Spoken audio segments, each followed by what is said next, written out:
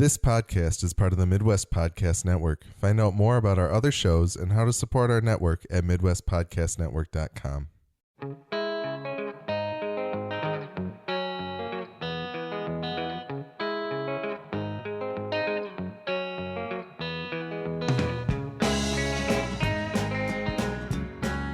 Welcome to Gone to Texas, a podcast about AMC's Preacher. My name is Alex, and I have not read any of Ennis and Dillon's Preacher. And I'm Nick, and I've read all of Ennis and Dillon's Preacher.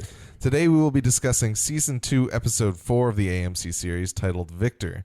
While we will not be spoiling any of the comic and by extension any future plotlines of the show, we will be discussing the details of the series through Season 2, Episode 4, so pause this and go catch up before you listen to the rest of our episode. You can find more episodes of our podcast at g2tpodcast.com. We're also G2T Podcast on Twitter, and you can send feedback to g2tpodcast@gmail.com. That's the letter G, number 2, letter T, podcast.com, or at gmail.com, to tell us what you think of our podcast and share your thoughts on AMC's Preacher so we can read them on our show. Send us corrections, observations, or anything regarding Preacher or our podcast. No listener feedback today. We'd like to hear from more of you. So, as I said, feel free to tweet or email at us. Let us know what you think of the season going on so far. Let us know what you think of our show and kind of the new summaries that I've been writing and testing out. If you think there's too much recap still or too little recap, please let us know what you think, and we'd love to hear from you. Indeed. But other than that, just a quick confirmation from last week's show.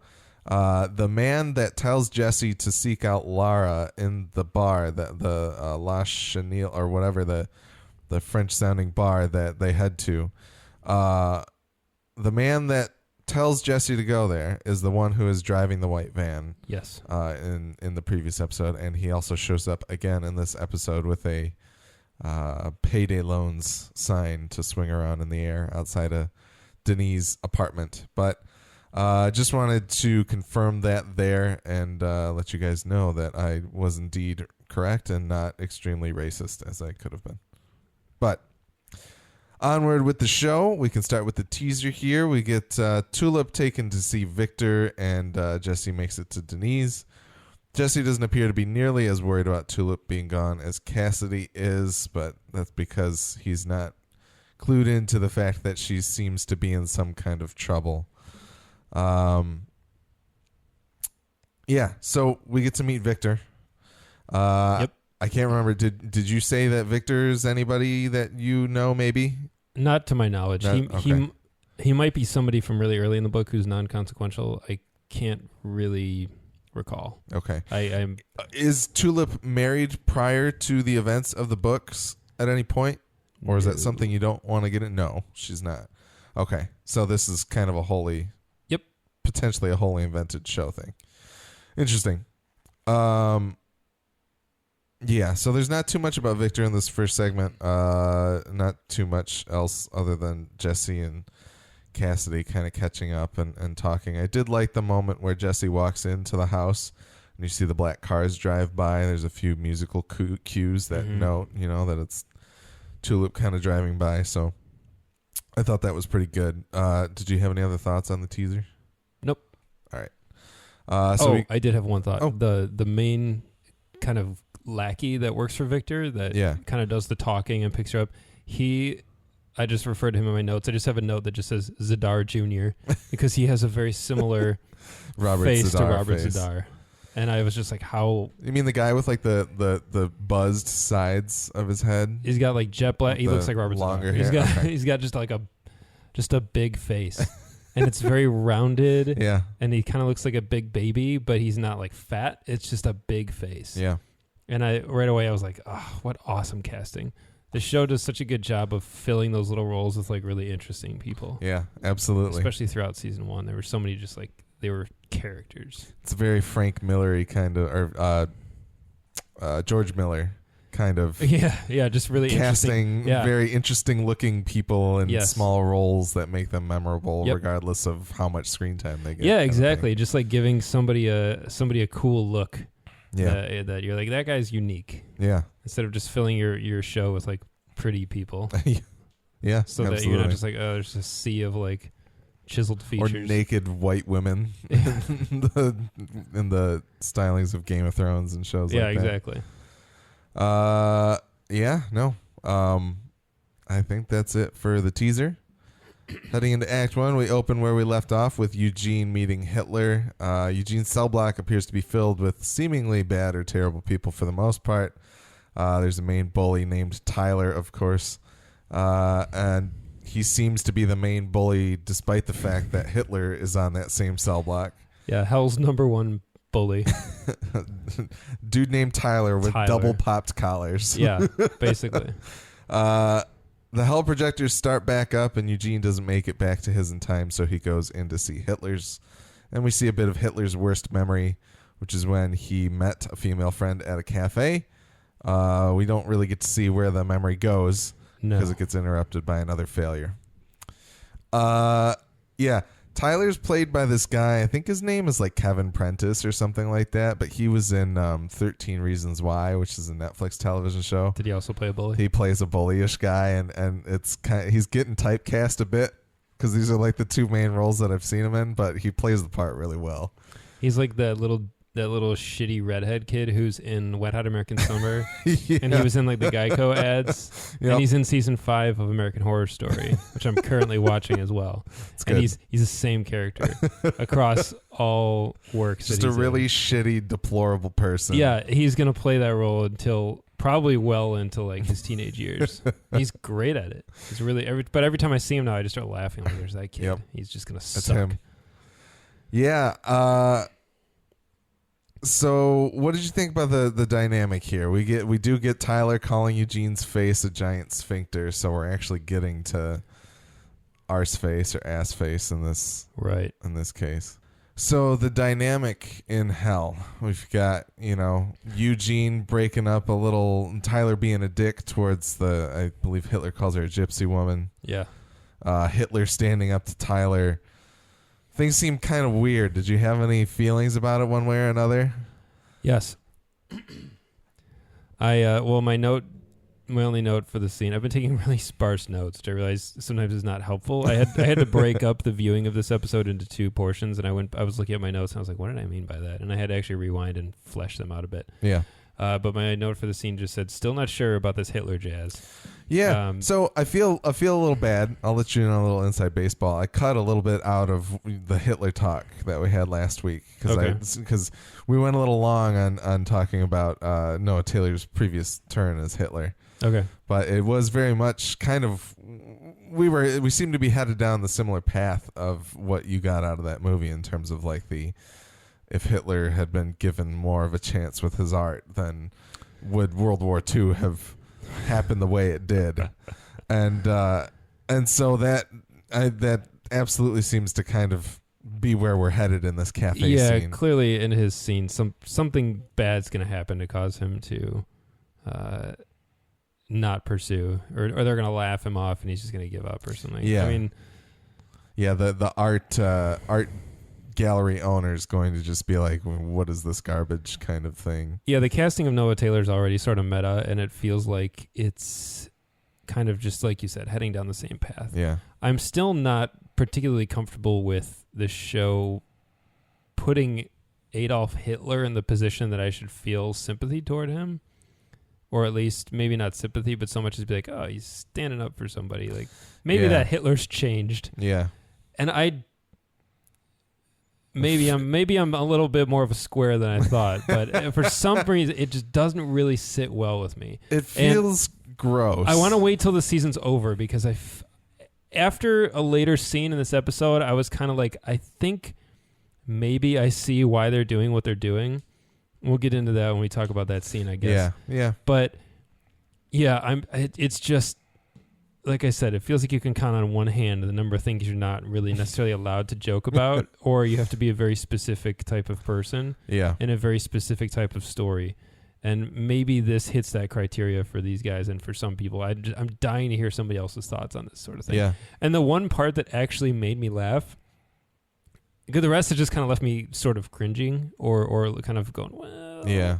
And part of it because I don't really care yet about the storyline. It's not, every time it cuts to hell, I'm like, ugh. It just feels like it's just dead weight right now. And maybe that'll change. But the part that did make me laugh is when he's in the cafe and the Jewish guy bumps into his arm and he just stares at him. And it's this hilarious moment of just this overly long stare. And he's like, oh, it's okay. And like you're waiting for him to go berserk and then he doesn't. That part actually made me laugh. But I was like, this is even worse that I'm laughing at this part. Like the fact that made me laugh, I was like, ugh, Rogan and Goldberg douchebags.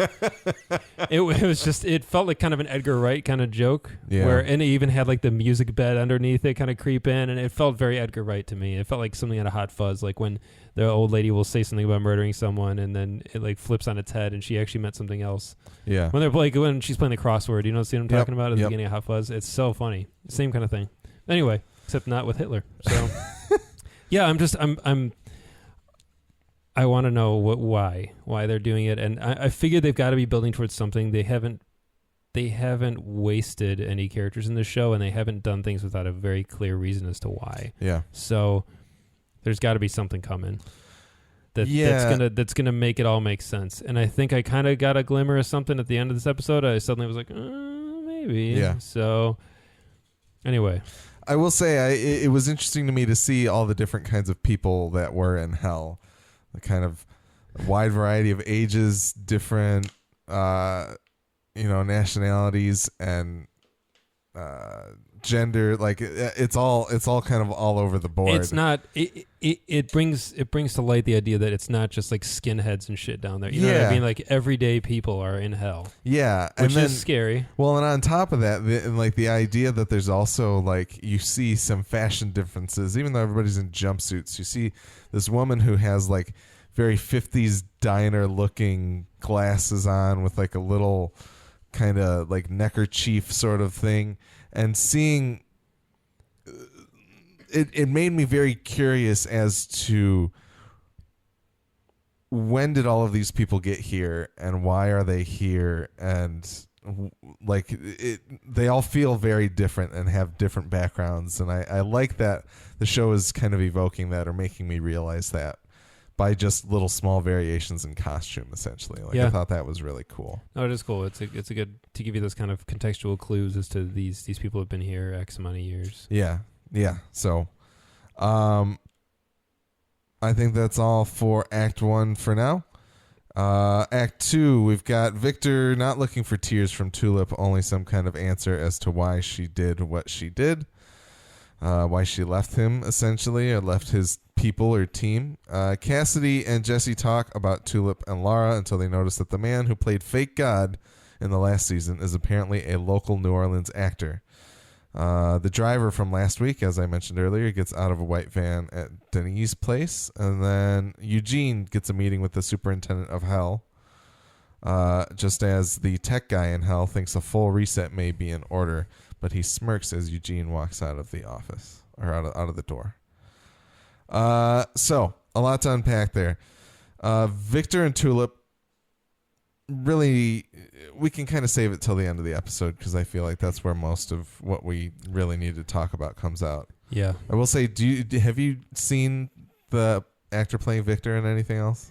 He is so crazy familiar. I know I've seen him in stuff. His name's Paul Ben Victor. He's been in millions of things, but I just wanted to say that the only thing that I can ever remember him from is one of the like Three Stooges biopics that got produced for TV like 15 years ago.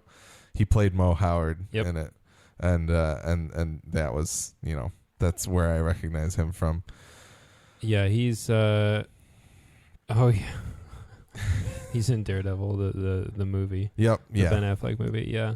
I recognize him from that, which is a bummer. I've seen that movie a few times, though, unfortunately. Yeah, he's definitely one of those... he's in True Detective at some point. Yeah. Yeah, he's definitely one of those faces. He's in all kinds of stuff. He always plays stuff. some sort of mob heavy or something. Yeah. The Katrina infomercial. What did you think about that? Man... that was good. The Frankie Muniz bit. Yeah, I saw Frankie Muniz's name in the credits, and I almost wish I didn't, because seeing him pop up right then, I agree 100%. It would have just been like, wow, Frankie Muniz, where have you been? Well, the most hilarious part of it is like, when I saw his name in the credits, I was like, is appropriate that Frankie Muniz would be in Preacher. It's going to work. And then when he popped up in the infomercial, I was like, oh, that's funny. And then when he says, I'm Frankie Muniz, I started laughing because I was like, that's really good. But I'm Mark Harlick made me laugh so hard, even harder. Because Mark Harlick playing Mark Harlick. Yeah, as if that's like on the same level as Frankie Muniz. It just killed me. Mark Harlick is in an episode of Seinfeld, and he plays Milos, a tennis instructor and tennis shop owner. And my brother and I are Seinfeld nuts, and we quote Milos so many times, and for some reason, just because we both have weird attention to detail when it comes to like actors and stuff like that, we both picked up on the fact that this guy named Mark Harlick played Milos. Yeah. So whenever he pops up in anything, we both like exclaim, "There's Mark Harlick!" Or we just start quoting Milos. Like he was in Heroes, the show Heroes. Heroes season 1 is awesome, and the rest of it is just trash. But Mark Harlick starts popping up in season 2, and we were watching season 2 while it was airing for a while. And as soon as he showed up, we both like exclaimed, and Gojo like turned like, "Oh, who? No one cares about this person except you guys." So I wish he was watching this show too, because he would have just died laughing at like way more than Frankie Muniz, the same way I did. It was just really, really funny. Mark Harlick was in Election, wasn't he? With the Alexander Payne film. He's like his friend. He's like his best friend. So I mean, this is a fairly he's a character actor who's been around. Yeah, but to see him playing himself in Preacher, playing himself playing God. Well, and the like the white beard and hair is like part of his look. They're acting like it's part of his normal wear because he has it in that, and then he has it again in his God audition tape. Yeah. So they're kind of almost acting like either he specializes in this role and he carries those prosthetics around, or that's his real hair, even though it looks really obviously fake. Like everything about that is so funny. Yeah, I was very happy to see that he was back, and even happier to see that he's playing himself in the universe, which is pretty good. It's funny. He just like it's a good get for the show. It's not a get, like it's like, wow, we landed Mark Harlick, but it's just a really clever idea. Yeah. It's the perfect level of celebrity where like it makes me wonder whether it's Seth Rogen or Evan Goldberg that are like, let's get Mark Harlick, Like it makes me feel like one of them is like, I like that dude in that thing. Right. They could be like, I loved Election. I like that guy. or he may have just auditioned for the show and they came up with this idea later. Like, how about he just plays himself, and they probably like agreed that that's hilarious because who cares? It's great. It is. It's fantastic. And as for the rest of Act 2, I think the only other major thing was the little bit from Hell. The smile that comes on the tech guy's face. Did that make you think a little bit more about what I had said last week? Yeah, I think you might really, really be onto something there. Well, because there's another line later on with the superintendent when they're in the office. We can bring it up right now just because it makes more sense to talk about it now. But she's on the phone at the start of that scene talking about somebody has escaped. Yes. And they can't find him. Yep. And I was like, is that DeBlanc? Like, who might that be? If it really does matter and mean something to, I think it does. It could go either way, really. But this show tends to be very purposeful with what they're doing and showing. There aren't really any throwaway plot lines. Yeah. So to me, it makes me feel like DeBlanc is out there pulling strings, doing something to try and. He might just be trying to get out, and maybe he is trying to keep his promise, but I'm sure he doesn't want to be there. But the way that the tech guy smiles, it's almost like the tech guy's in on it too. Yeah. So he's an inside operator. Yeah.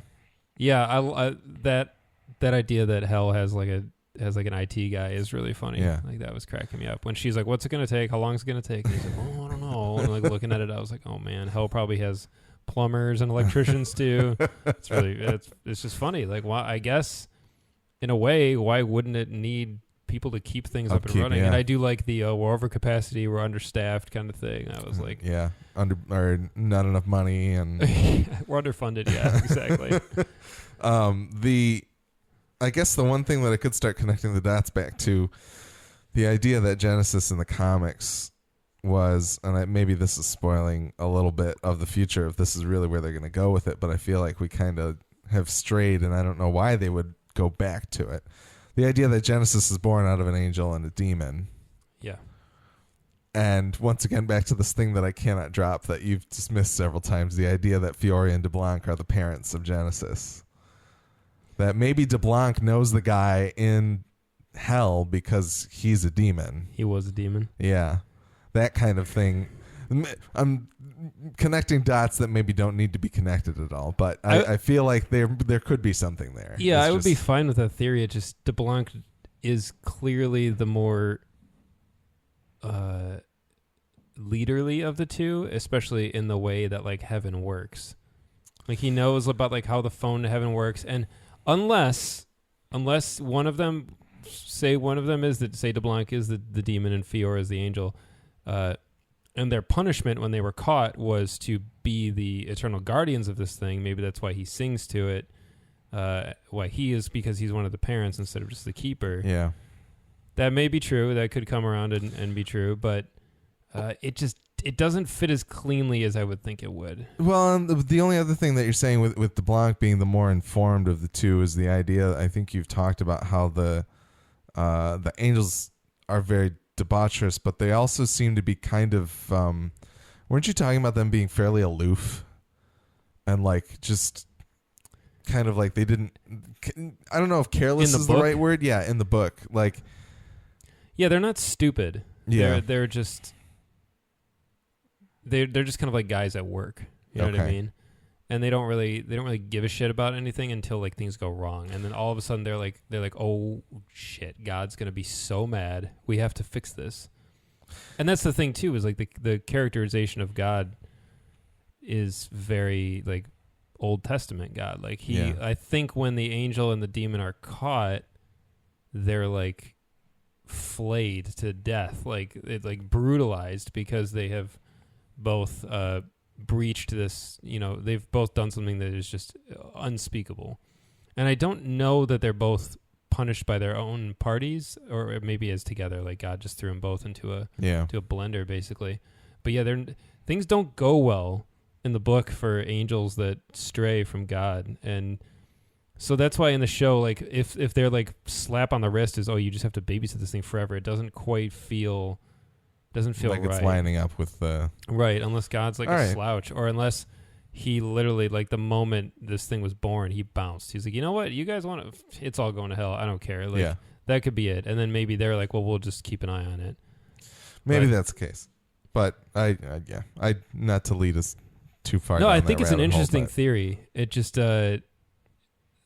like the DeBlanc trying to break out of hell fits more cleanly. Yeah. This feels like it's reaching a little bit. Yeah. But I would not be surprised if that turned out to be the truth. I'm also, like, from a storytelling point, I'm also immensely satisfied with where we left Fiore, because I just loved that hanging question, because there have to be consequences in the show at some point. Mm-hmm. Something has to matter. And it feels kind of like the deaths of Anvil, like the collective death of Anvil, it doesn't really bother me, because I feel like it made sense in the show. It pretty much happens in the book. And the way that the characters react to it seems appropriate. It kind of gives them a moment of pause, but Jesse's clearly going further and further down the rabbit hole here with finding God, and it's like pulling him out of the real world. So we have a character motivation there. Cassidy doesn't care. Yeah. He's like, oh, that's sad. And then they're like, oh, well, because he knows. He's been around for 100 years or whatever. Like, he knows bad shit happens. And Tulip she's sad and she mourns for her uncle, but other than that, she doesn't really care. Yeah. Because Anvil was, obviously, we saw kind of a shitty town. But I think something's got to happen eventually that has some real weight to it, where we realize permanence. There are consequences, and like when people die, it's bad. And I think the closest thing we've had is Eugene, and even now his situation doesn't seem like what I imagine being in hell is like. You know what I mean? Like, oh, he's in the break room right now. Well, and the thing is about Eugene, and this is leaking ahead a little bit, is that I could maybe see it meaning something in that respect, because obviously, if the consequence was that Jesse feels bad that Eugene got sent to hell and he can't get him out, that's one thing, but I feel like Jesse didn't dwell on it enough for that to be the final message. Right.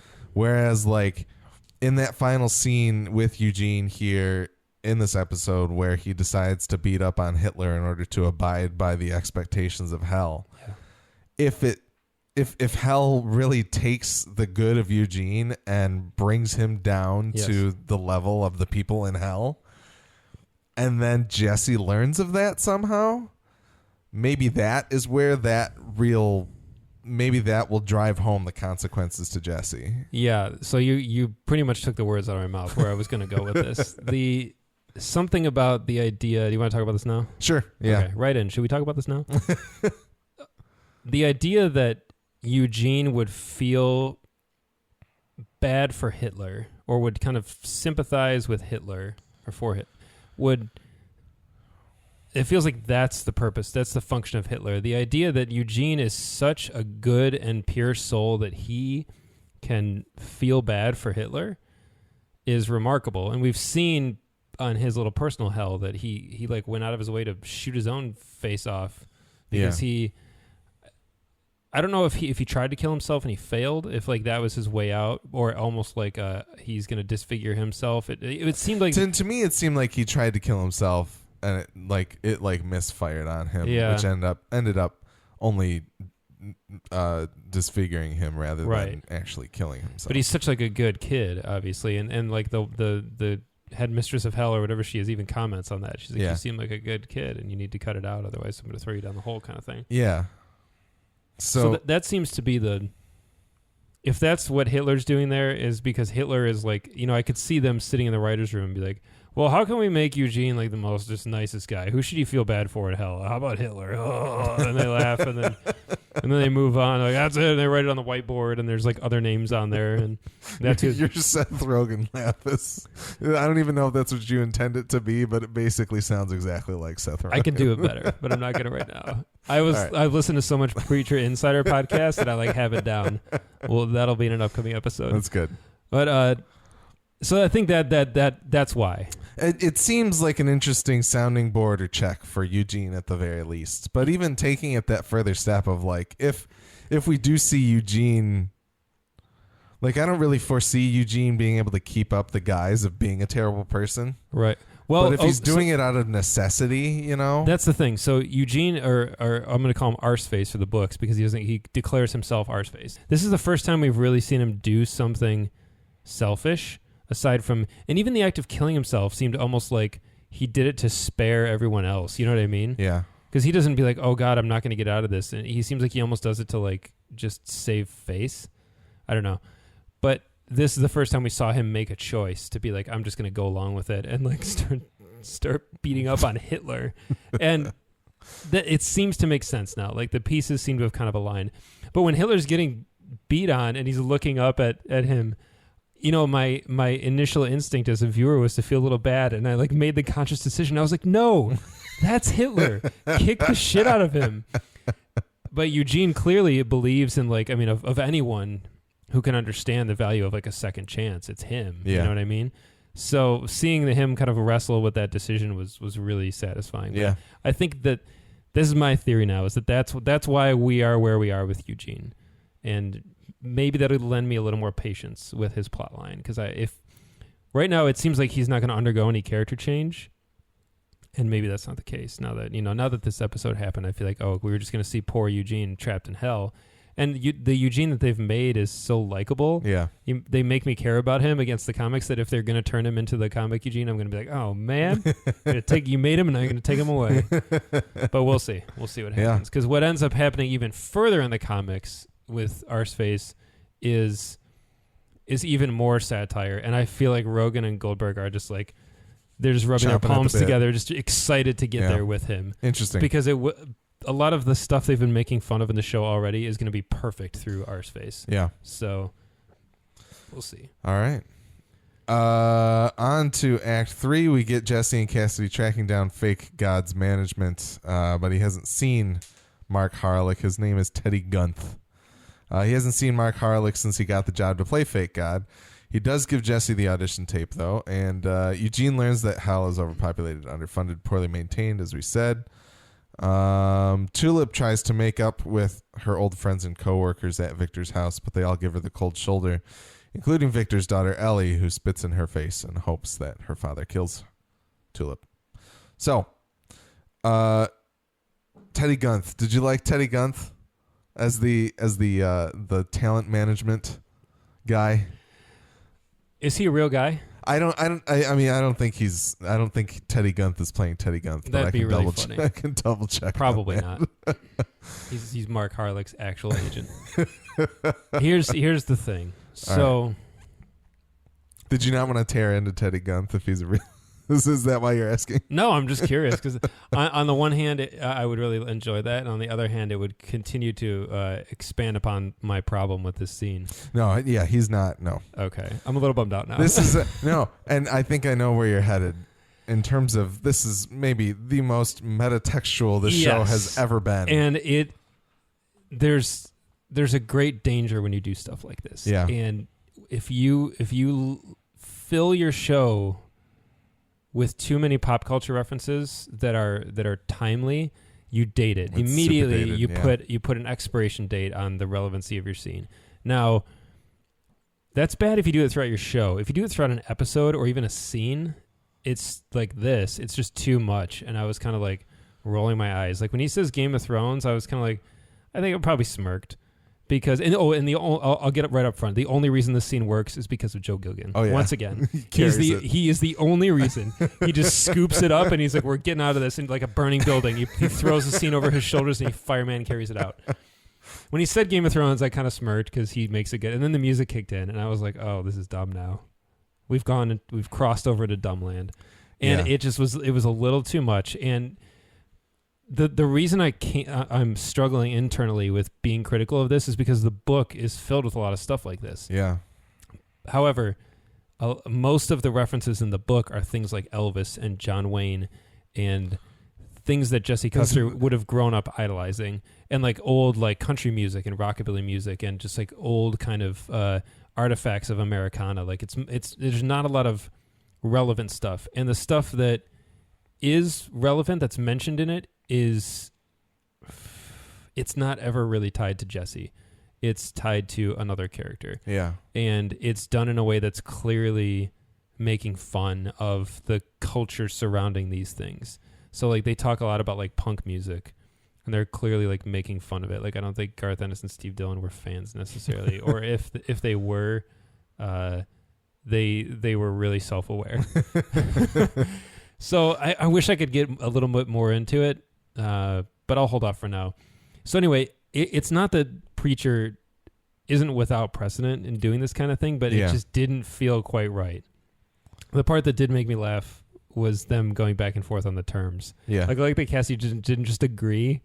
He actually didn't want to cave on like the first class. Yeah. Like, he was like, no, that's outrageous. Even it's all fake, but Cassidy was really playing for some reason he's really committed to it. Yeah. No, even Dinklage flies business. Like that really got me. And he's like, really? He's like, no one's made of money. Come on. It was so good. Once again, Joe Gilgan, he dominates. Absolutely. No, I agree. I enjoyed the scene, but mostly because of Joe Gilgan, because he just... And the guy who plays Teddy Gunth was very funny. Yeah. And I like that he brought this attitude to it, but it was just some of the dialogue, I was like, I think it may have just been a little bit too much for me. And it may work for other people, may love it, and Rogan and Goldberg, I'm sure they think it's really funny, and they may love Game of Thrones, or they may think it's stupid, so they might have thought it was the perfect example. Yeah, and that's the thing. I mean, I think it's just so fresh, because like thinking about things like John Wayne and Elvis, those are things that maybe kids nowadays are just getting to the point where it's like not really something that they know, but they still will hear Elvis. They're going to see John Wayne. So the idea that like that is Game of Thrones on the level of Elvis and John Wayne? No. Will it ever be?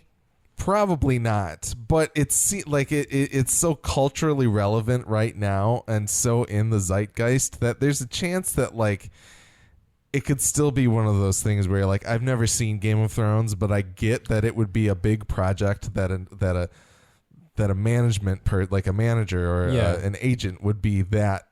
I understand it completely, and I get it. Just feels like low hanging fruit. Yeah, it felt like this is the easiest way we can communicate this joke, and that's fine. Like that kind of economy of joke telling. If that's the quickest way, I do get it, but I feel like in a way I'm kind of putting. So like they make Game of Thrones references in Parks and Recreation, and it works splendidly because it feels like it's one line. I remember one episode where they make fun of Tom is making fun of Ben. He's like, "Why are you sad, man? Did they cancel Game of Thrones?" And Ben's like, "No, it's not that." And they would never cancel Game of Thrones. It's a crossover hit. Like, and then he starts to get into it, and then he stops himself because he realizes they're making fun of him. Yeah, and it works. And you're like, but it's a comedy, and Preacher is in its own way kind of a comedy. But I feel like I kind of put it.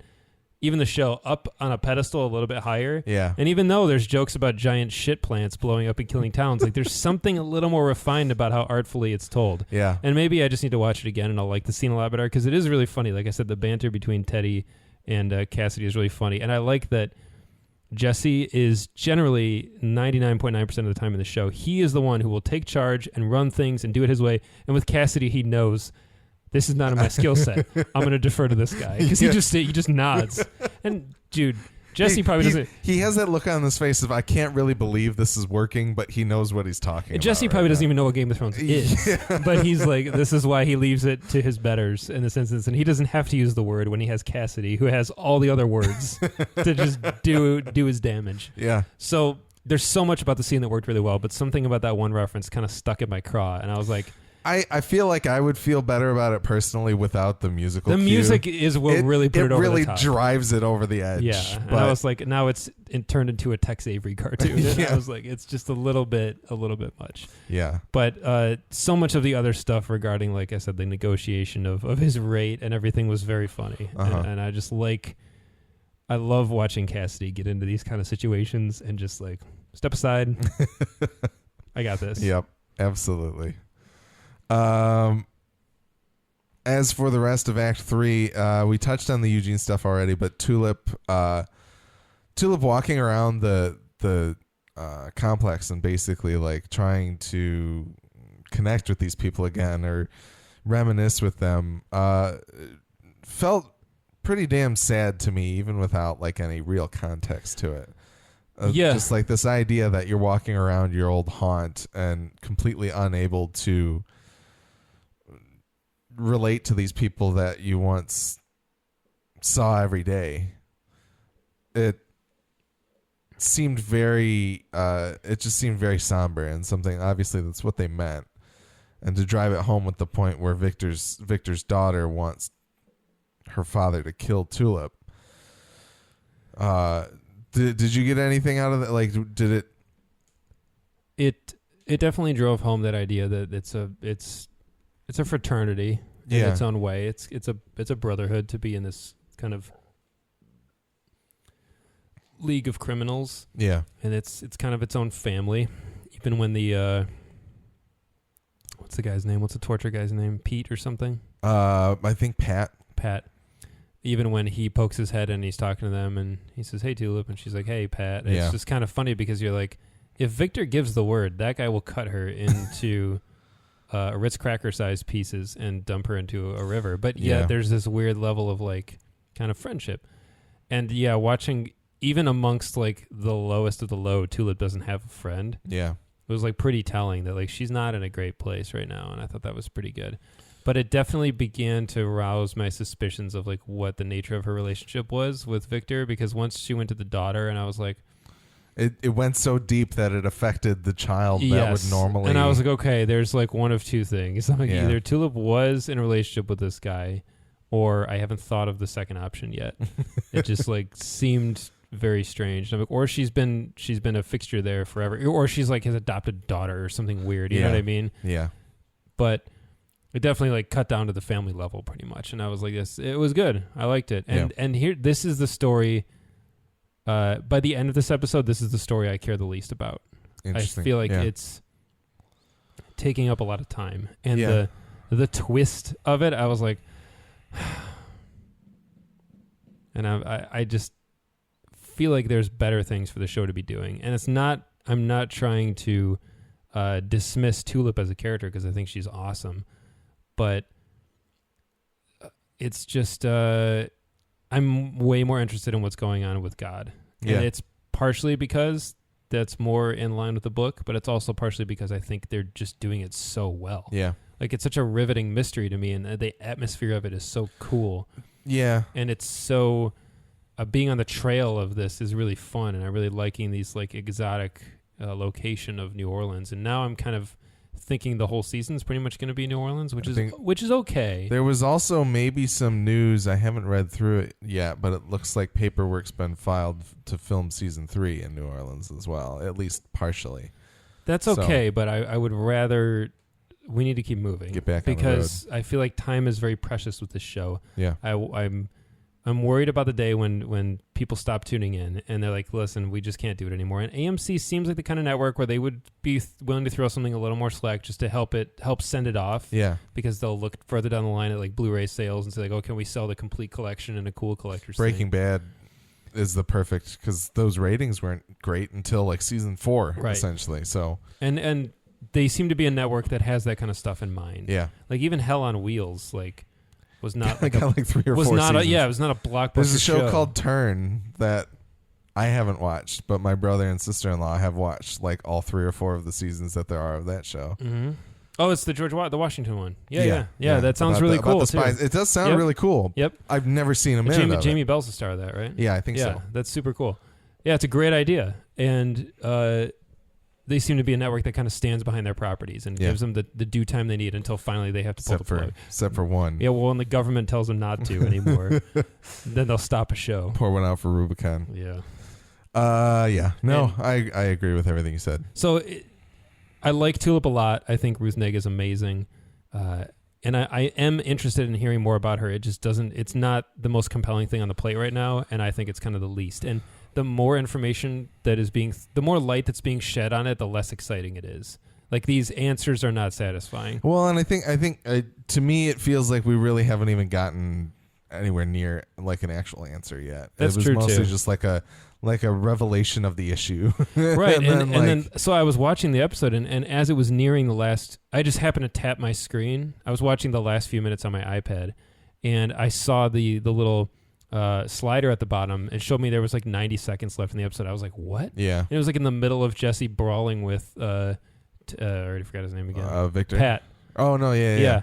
It was in the middle of that scene, and I was like, it's almost over. I'm like, what the shit? Is it going to stop mid-fight? And I was like, ugh. Like, I'm kind of exhausted by this was my least favorite episode of the series, actually, up front. It just felt like a lot of nothing. Interesting. And some of it was really good. And the fact that this is probably my least favorite, it's still a really good show, and it's still a really good episode. Yeah. But it just like felt like the least amount of actual progress. I get that. I was thinking about that yesterday when, to me, it feels like a lot of table setting. And this is the first one where I kind of left it not necessarily super excited for next week. Like, I wanted to watch it immediately, obviously. I was like, I just want to watch the next one, but it's only because I wanted to erase like this one. I wanted to have this one have some sort of payoff. You want to wash the taste out of your mouth. Whereas with previous episodes, I could not wait to watch the next one. Yeah. So that's fair. Act 4, Jesse and Cassidy see Mark Harlick's audition tape where he is shot to get him to heaven. Jesse wonders why New Orleans is central to so many things in their story, and Tulip threatens to shoot Victor in the head, but gets knocked out instead.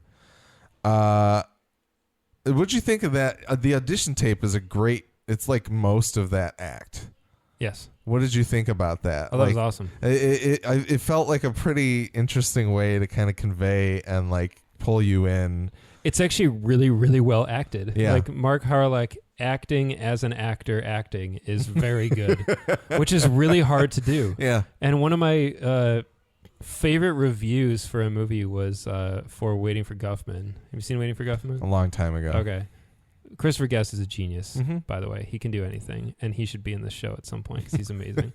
But Waiting for Guffman is so hysterical, and I read a review once for it that said it takes incredibly talented actors to play incredibly untalented actors. Like, to make acting look bad, you have to be a very gifted actor. Yeah. And when you are in that level of kind of self-awareness where you have to play somebody who's auditioning, you have to essentially like do 2 performances almost on top of each other. And it's almost like in the Kiss Kiss Bang Bang scene when Robert Downey Jr. stumbles into the audition room. Yeah. Which is so good. And like and it's a very, very, very, very slippery slope when you start when you start making movies and TV shows about movies and TV shows, you're flirting with a line of just pretentiousness, which is a word I hate to use, but it's what you're potentially dealing with. You just have to be very careful, which is why Day for Night is so good. It's like getting dangerously close to like an Aaron Sorkin level of like nostalgic, which can work, but it's so hard. Yeah, it's so hard. So when the scene started, I was like, this could be funny watching him like do his read, and then even down to the detail of him starting it and then going, "I'm sorry, can I please have another stab?" And they're like, "Sure." And it's like the idea that these angels on the other side of the camera are actually like, "Yeah, please go ahead when you're ready," and they're actually auditioning Earth actors to play. Like they're like, "We need somebody to be God. What do we do? Let's go audition some actors." It was just great, and Mark Harlock is very, very, very good. Oh, and even the moment where he takes to wipe the tears away. Yeah, I know, it's great, and he's very good. Like he really sells it, and you can see Jesse. I mean, Jesse's like a little kid watching a Western. He's like almost nose on the glass. He's all up in it, just absorbing it. And you can see Cassidy in the background, kind of like he's obviously preoccupied worrying about Tulip. Which is, in his opinion, what Jesse should be doing, which is very interesting. But the performance from Mark Harlock is great. And the fact that the hand with the gun is like in front of the camera lens is so funny. It's almost like a video game point of view. Like you just changed weapons and this hand, it just cracked me up. I was like, that's a funny way to do that. Well, and something that just kind of struck me is the idea that he gets shot, finds out that he's going to heaven, but then continues to proceed with the job that he's committed. He's committed to his craft. Yeah, that's phenomenal. It is. It's great. The man is a consummate professional. He's got to fill his gig, even though he has a meltdown at the end of it. But it's funny because when we watched it in season 1, we were like, "That's real world actor Mark Harlock playing an angel." Yep. But no, that's Mark Harlock playing Mark Harlock getting murdered to play an angel. It's really good. It's really, really, really good. It's pretty good. That's operating on several levels of thinking at once, and it's done very well. The guys pull it off great. And I love that Jesse right away is like, makes sense. They got to get him to heaven. You can't just fly him up there. You got to waste him. Yep. Congratulations, you've got the part. Just blow him away. And then the other thing that Jesse notes of like the idea that they needed somebody to play God in. Why were they doing that search in New Orleans, per se? And also, who were those people? Were they, like, contacted by God after he left? There's a lot of mechanics to this scene, a lot of questions that this raises about, like, when did this search happen? How did it happen? Who's doing the searching? That I don't know if we're going to get any answers or anything near answers about that, but it seems like it seemed like that was some of what Jesse was tuning into there, because he very much notes, he's like, I feel like I'm missing something very obvious. Yeah. And did you have any thoughts about what he might be missing? Because it, like, obviously the joke there is that it's Tulip being in trouble, because that's how Cassidy plays it. But the idea that Jesse is actually missing like a piece of the puzzle that's right in front of his face, like, why is it all New Orleans? Like, they seem to be on the right track somehow. Right. I'm sure there is more to it. Yeah. I'm looking forward to knowing what it is. Yeah. I mean, there weren't a lot of references here to the stuff they've referenced in the previous episodes regarding like the things that have caught Jesse's attention regarding his past. But I mean, he has some personal He's got history, ties, and I don't know that it necessarily is going to overlap with why God the powers of heaven are so focused on the area. But I mean, I think New Orleans is frequently tied to the idea of the supernatural and the spirit world, and like I said, there's an arc later in the book that takes place around there. That's pretty important to Cassidy. So maybe they just kind of are consolidating some stories into the New Orleans area. They're saying we've got this cool setting, but it makes sense. Like, it fits. Yeah. I mean, even True Detective season 1 is in Louisiana, right? Yeah. It's in the Bayou. Yep. And there's some supernaturally overlap, kind of. Mm-hmm. So even one of the episodes of Constantine I watched, I think it was Constantine, took place in New Orleans, and it was pretty cool. It wasn't a bad show. It wasn't great, but yeah, it's okay. There was a scene, I think maybe it was the opening. I could be wrong. It could have been Supernatural or something, but there was like an opening scene that was really cool, and it was clearly like in New Orleans, and it just fits. You know what I mean? Like even oh no, I'm wrong. That's something else. Never mind. You can move on. Yeah, there's something mystical about New Orleans. Yes, it's got that. And I think everyone's kind of aware of that. It kind of in the way you said, people know the look of New Orleans. You would be too skeptical if it was a set. Yeah. People know that it has kind of this otherworldly vibe to it, and it still maintains it. It's not something that's kind of gone away. Like as people as the world becomes more technologically oriented, that hasn't necessarily diminished. Yeah. All right, and then finally, Act 5, we see Eugene giving in and starting to act accordingly in hell when Tyler starts beating Hitler, and after he steps in on Eugene's behalf. Cassidy breaks down and tells Jesse that Tulip is in trouble, causing Jesse to track her down and use Genesis to find his way to her.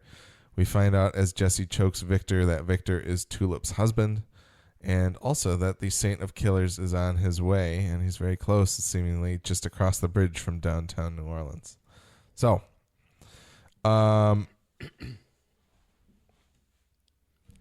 Jesse's fight with Pat. Awesome. Pretty good. Also very good. The idea that Pat can't hear the word and therefore is unaffected by it. Okay. That's very cool. Yeah. How did he know to do that was my only question. And that's the thing to me, is that maybe he didn't necessarily know to do it. He's kind of seen throughout the episode as wearing those. Like, it seems like music is kind of his thing. Okay, that might be true. But he does make the line of like, I don't know how you did that to those people, but yeah. Yeah, it seemed like an intentional choice to crank it up like that. Because I think if I was in a fight with someone who I didn't know what they were about, I probably would want to have the use of all of my senses in case somebody else was going to creep up on me, kind of thing. And maybe you're right. I didn't really consider that. Because I do think, he did listen to music while he worked, that kind of thing. So that could be it. But, and then also because he knocks Jesse out first. And then, like, it's almost like he's had time to see what's going on in the building. Maybe the people could tell him that they're like, he spoke and I can't do anything about it. So maybe he would know that way, too. Yeah, that might be it. It's a little sloppy, though. It was a little early because somebody else in the books does that trick pretty much. Yeah. There's actually an even more clever way around the word that someone employs later, which is when I was reading the comics, I was like, oh my God, that is so good. And this felt, it was almost a little bit early, and it was not the kind of character I would want to see. Yeah. Find a loophole. Yeah. And it was something that Jesse didn't necessarily think of, which was cool. Interesting. But it was neat to watch that in effect, and the use of Uptown Girl was really funny. Yeah. I think it cracked me up. It was pretty good. The fight scene's awesome, though. It reminded me of The World's End. Edgar Wright movie. Yep. Which has fight scenes that feel very similar in style, but the one in the bathroom at the bar. The movie does it better, but it's a film, so obviously it does pretty much everything better if given the opportunity. Was it shot mostly as a oneer? Like, to me, you can see there's several spots that are hidden cuts. Yeah. Or potential hidden cuts. Not that they necessarily did use them or not, but they probably were cuts. They seem like the kind of thing where they felt like they were cuts. It was pretty much from Jesse waking up all the way through to the stab that could have potentially been a oneer. Could have been. Yeah, they weren't too clever with hiding their cut points. Yeah. It's not like True Detective where you were kind of looking and you could find them, but you were like, I could see how it gave them the opportunity to cut if they had to. Mm-hmm. And this felt like we're going to cut it here because we need to reset something and Dominic's not going to be able to keep doing, you know what I mean? Yeah. It felt like they had always intended to cut at those places.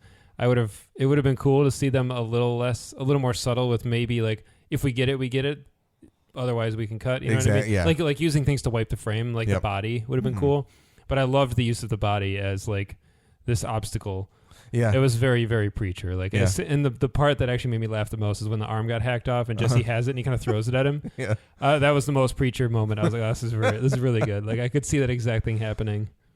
That's awesome. In the book. Yeah, it was an awesome scene. I think so far we've had really two two really great fight scenes in this season. I think I liked the one against the dudes in the van better. Yeah. For some reason. Yeah. But this one was also super cool. Yeah, absolutely. And having that element of the body as well as all the shit in the room. All the tools and things. Right. It was just a cool setting. Yeah. I liked it a lot. Even though it was so gross, like this room covered in blood. And the one thing, there's one technique in a lot of movies and TV that we see that I think it gets a lot of criticism. It's been getting more criticism lately, and I think it needs to have even more criticisms thrown at it because it's kind of boring, is when characters get knocked out and they're out for like hours. Yeah. Which is impossible in real life, because if that's the case, you're in a coma. Yeah. Or you're dead. Like, I was doing some reading on this and reading that when people do get clobbered with like the butt of a gun, or you knock someone out with something, they will come back to... They go black, but then they will come back to within like probably a minute. Yeah. Or something like that. And using that as a mechanic to advance time, I always think is super boring. Especially for someone like Jesse, who's taken a lot of beatings. Like, the idea that he's out for more than 5 minutes seems outrageous to me. Yeah. Especially because he's got this otherworldly being inside of him. I feel like it's happened a lot in this show already, and I'm getting really tired of it. Like, just... Well, and I don't necessarily know that he... Like, it very much could just be that he was only out for a little while. He could have only been out for a few seconds, and there are other factors, like Jesse hasn't really been eating or sleeping very much, so... But it's something that my attention gets called to more and more and more and more as films progress, and some movies and TV shows are really good about like a character getting knocked out and then they're coming back a few things. Like there was one movie, it might have been like Prisoners or something like that, where it happened and it was really realistic feeling, and how they were just stunned. Yeah. And they came to, and they, a little bit of like double vision and stuff like that I totally get, because I'm like, yeah, that would totally happen. I get that. But like when people get like when John McClane just gets like a shotgun butt to the head and then he wakes up like 8 hours later and it's nighttime. I'm like, no, you have brain damage now. Like, that just doesn't work. Yeah. And it's a trope of like 80s. We see that kind of stuff all the time, and it's more forgivable. But now I'm like, we can be a little more sophisticated. I think we can come up with reasons like, why don't we just drug him? Like, why didn't that guy just come around the corner and just chloroform him and knock him out? Mm-hmm. But then he probably would be out for hours. And then what's he doing? Interviewing everybody in the house? What happened? So I get it. It's just a little detail that I start to nitpick. Yeah. And the show's done it a few times now, and I feel like I'm kind of like, oh, okay, that's fair. Let's move on from this idea that like, how do we end the scene? We'll just knock him out, and then he wakes up 2 hours later, totally tied up, and unable to move. Yeah. Yeah, I don't know. It was a good scene, but yeah, I get that.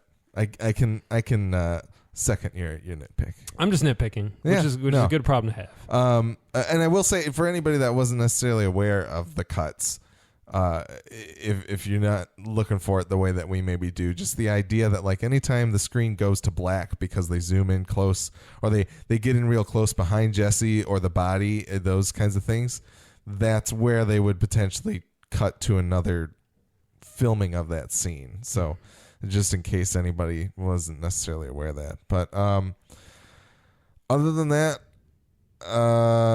Jesse choking out Viktor, obviously we'll talk about that more next week, because there's going to be more to that going on. Not much else to say. Clearly he's not happy that Tulip's been married. But then finally, the Saint of Killers walking across the bridge. He's on his way. I really liked that, because I remember last week, that's exactly what I said, how I wanted to see episodes end. It was like the progress of the Saint. And he even like pauses for a second, as if like his radio signal's coming in, like, where is he now? Okay. You know what I mean? Like almost he's changed location. He's now 5 degrees over from where I was. You know what I mean? Yep. I feel like the Saint in the books would probably just walk through the ocean. You know what I mean? He wouldn't necessarily take a bridge. He would just go through the water, walk all the way down to the bottom like Pirates of the Caribbean. Just direct, straight line. Exactly, path, I kind of like that idea that the Saint literally makes a beeline and like whatever's in his way, he's just going to walk through it. But the shot, buildings behind him. The shot of the bridge was so cool, and I just like he's got that big cavalry sword with him. It's a really cool touch. Would that be done with a drone? Do you think that was a drone? Might have been, or there could have been some digital trickery in there. No, it could have been a drone. It might have been a helicopter. Okay. I mean, traditionally that's how you would do it, and it just seems like it was in real close on him, and then it also got really far away. It probably was a drone. Because you can mount all kinds of stuff on drones. So yeah, it was probably a drone shot. Yeah. But it was very, very cool. I liked the kind of pause for a second when he's walking and he kind of slows down, kind of like, well, oh yeah, he's here. Yeah. 2 clicks that way kind of thing. Yeah, it's cool that he's in the city limits now. Yep. Yeah. Pretty scary. Shit's going to hit the fan. He's coming. Yeah, the next episode ought to be pretty explosive. I'm imagining already some kind of like shootout in Victor's place. Palace. Yeah, right when everything comes to a head, and then just like in the books, man, he shows up at like the best worst times. Like just when things couldn't get worse. Yeah. You see his silhouette and you're like, oh, he's right there, and then everyone turns and goes like, what the hell is that? Because the way he's dressed, it literally, like, there's these like incredibly tense moments in the books, and everyone will drop what they're doing to look at him because he's so like, what and then like, is this guy joking? It's almost like in the Terminator when he shows up in the first scene and he's just naked and they all stop and they're like laughing, even though like I'd already be running the other way. So I'm like, that guy clearly means business. Yeah. Any other thoughts on this episode? You said it's your least favorite of the series so far. I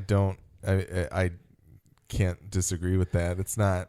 It wasn't particularly spectacular, but we did get some good moments out of it. It's definitely a bit of a lull for this season. The season's been moving along at a really good rate where we're getting some things answered. We're moving into a new place. It feels like a nice, steady, like, pedal of the bike towards the end. And this one kind of felt like we were kind of coasting on some previous momentum, which isn't necessarily bad. And again, we are, I think as a people and a story consuming people, we're getting really used to the binge model where we don't necessarily feel these ups and downs so much anymore. And I think that maybe 10 years ago, if we were talking about this, I wouldn't feel quite the same.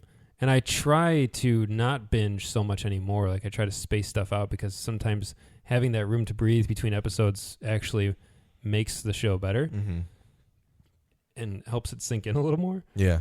We've talked about this on the other show with Daredevil and stuff. And you watch 13 episodes of Daredevil in 3 days, and you can't remember the middle 4 episodes and like what happened because your brain just stops eventually. And you're like, ugh, like I need to stop and let it breathe a little bit and let my memory work as it's intended. Yeah. So I think that maybe it's just a sort of side effect of that. Because like I said, I have been watching American Horror Story at the same time, and I'll watch like 2 or 3 episodes at a time, and you can get through a lot more, and something that may not have been satisfying, you're like, just click play, and then you're already into another facet of it. Yeah, so. This is one of those episodes that would have faded away if you had watched it sandwiched between. Which there's a lot of details in this that are really good. So I am glad that we're not binging it. And like, it's funny that your brother John, who was on our season 1 from time to time, he loves binging. Yeah, everything whenever possible, and it was fun.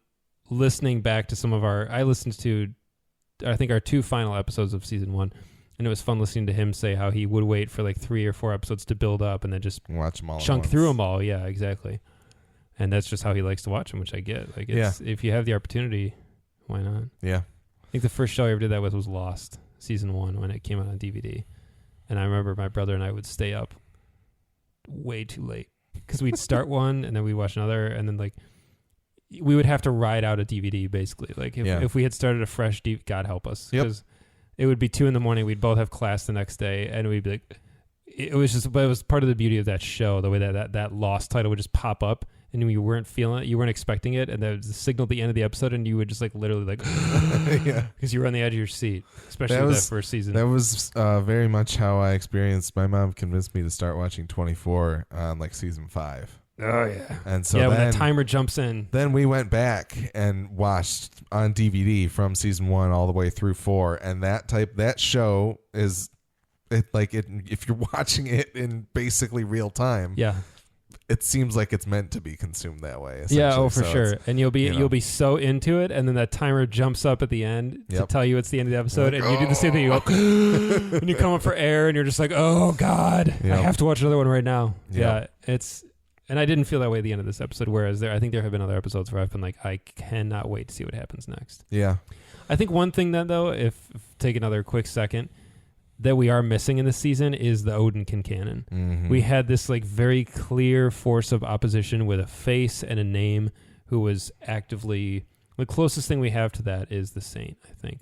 Which also reminds me, I was thinking about hell, and I was like, if Odin shows up, I am going to lose my shit because it'll be so awesome. That would be pretty good. Even if it's just in a scene, if he's like in the hall and he like sees Arseface or sees Eugene and he and Tyler are buddies or something. Just a cameo, I will be so enthralled because that'd be pretty good. It's just great. I probably shouldn't have said anything. No, hey, you know what?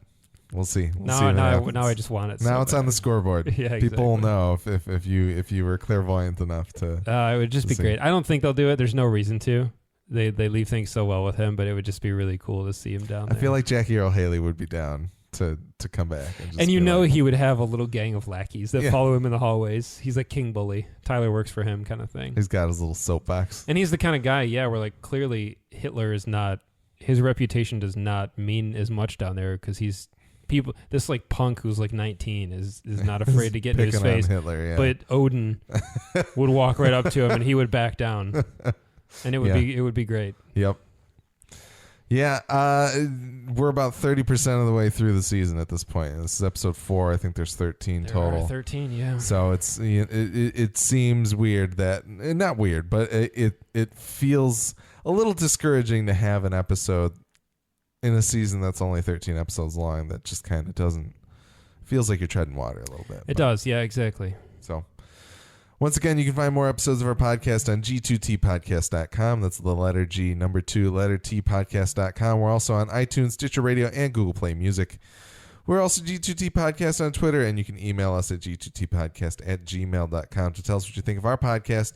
Share your thoughts on AMC's Preacher so we can read them on our show. Send us corrections, observations, or anything regarding Preacher or our podcast. Please talk to us. We want to hear from you. Let us know what you think of this season of Preacher. The Midwest Podcast Network has other shows about video games, horror movies, and HBO's Westworld. Find out more about these shows as well as how to support our network at MidwestPodcastNetwork.com. Our theme music is the song All In by The Red Thread, and it is being used on our non-commercial Creative Commons license. That's all for this episode of Gone to Texas. We can't wait to see what next week's episode of Preacher brings us, but until then, go forth and speak the good word.